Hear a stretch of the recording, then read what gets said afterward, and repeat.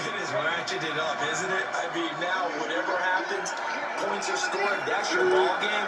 Can't wait to see the defense now. Do they get a little more aggressive in order to not let the team just drive the ball easily down the field? Gotta be careful though, right? Yeah, if you're too aggressive, you just give up something easy and cheap. But some defensive coordinators would rather take a stand that way as opposed to being nickel and dime down the field. Now this throw caught left side. And he'll be taken down, but not before he gets into enemy territory.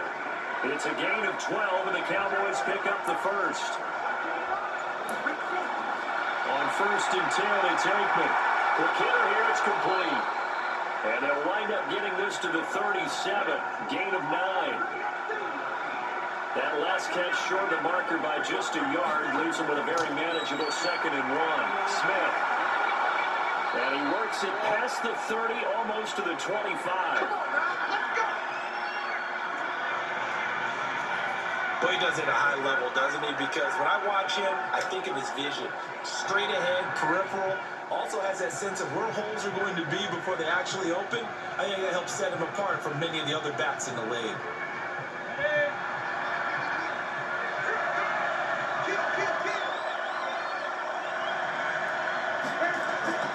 This is Smith. And they've got it in the red zone now, down at about the 19. It's a 7-yard carry to set them up with a 2nd and 3.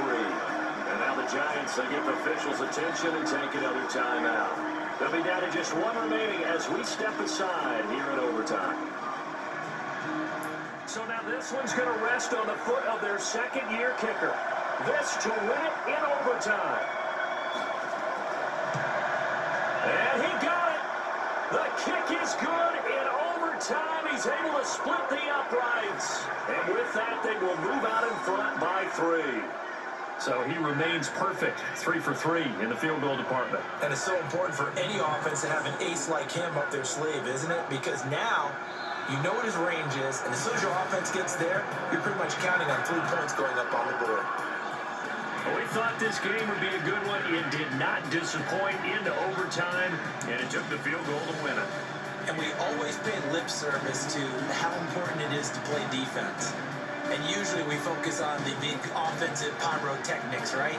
But in this case, they got the ball back on defense, gave themselves a chance, and they capitalized on it with a victory. And I don't care what distance that field goal is from in overtime. The knees are always knocking, but he pushed it through.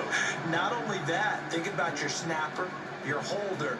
A lot of nerves for them, too, because they have to do their job in order to give him one last chance to put a foot to it. So for the Cowboys, the win means they'll finish the first half at a respectable 5-3 record, and they will head back home next week. Meanwhile, for the Giants, the turnaround hasn't materialized as they fall to 2-7, and they'll be back home next week for a date with the New York Jets.